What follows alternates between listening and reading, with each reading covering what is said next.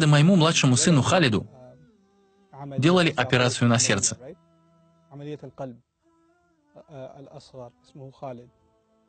Когда он лежал в реанимации, я подолгу находился возле него и часами читал в его палате Коран. И, кстати, он был не один в той палате. Там были еще дети, у которых также были проблемы с сердцем. Затем ко мне подошла медсестра и говорит: частота сердечных ударов у всех пациентов стабилизировалась. Что вы им пели? Я говорю: я пел им слова Бога.